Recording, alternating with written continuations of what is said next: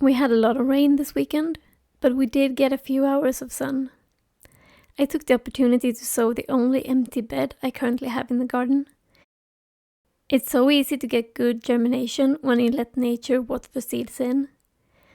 I sowed spinach, choy sum, and lamb's lettuce. Then me and the kids did a joint effort to harvest from the same bean plants we did last week. We got another 2 kilos, and there is still more coming on the plants. So let's keep our fingers crossed that the deer do not find these plants. After blanching yet another batch of beans, we decided to try something we haven't done before. So far, we have harvested a bit over 70 kilos of potatoes, and it was time to try to figure out how to preserve them. I don't have any good place to store them, since I don't have a cellar or a root cellar, which I think might be smart since we are only 9 meters above sea level and a couple of 100 meters from the ocean. We will store the majority of them in the garage as is, which is our coolest place, but I want to save some in ways we still use often and sort of guarantee that we have potatoes in case we don't have any luck with the garage storage. So I thought of French fries. To make French fries, you cut them into strips. I bought this handy tool on sale from my father when he got a deep fryer, but it turned out that he already owned one. I struggled with the first 2 potatoes, as is evident by my victorious laugh, and my youngest is currently a parrot, as you can hear.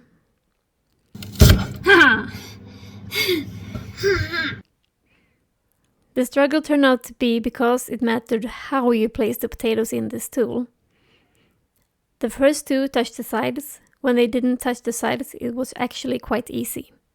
Once you cut your potatoes, you need to soak them in cold water. I did that for about 45 minutes, I think. This is to remove some of the starch. I kept the water and let the starch settle to the bottom. That took about 20 minutes. I'll get back to that. Then you need to boil the potatoes for about 3 minutes before chilling them quickly and completely in ice-cold water. Lay out to dry fully and then freeze spread out on a sheet before transferring to a bag. This is what mine looked like once frozen. Since this was a test to see how they would turn out, we of course needed to air fry them. I froze mine with no oil at all, since I wanted them to keep as long as possible in the freezer.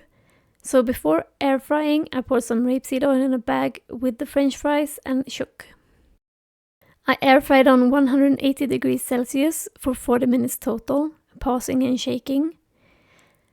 I could probably have let them go another 5 minutes or so to get more color, but they were still delicious and we actually ate an entire kilo as an afternoon snack.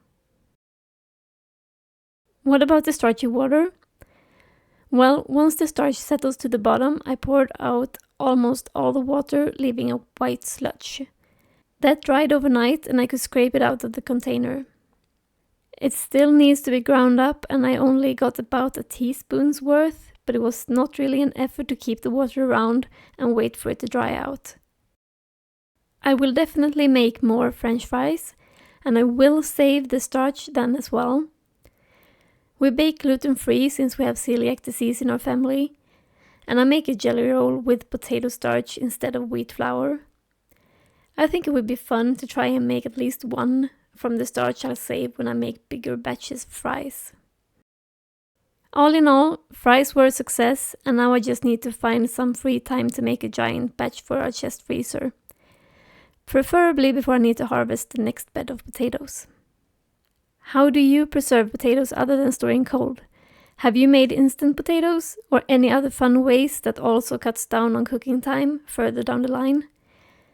Please post your suggestions in the comment section. I'm drowning in potatoes over here. Thank you for joining me. I hope you have a wonderful week.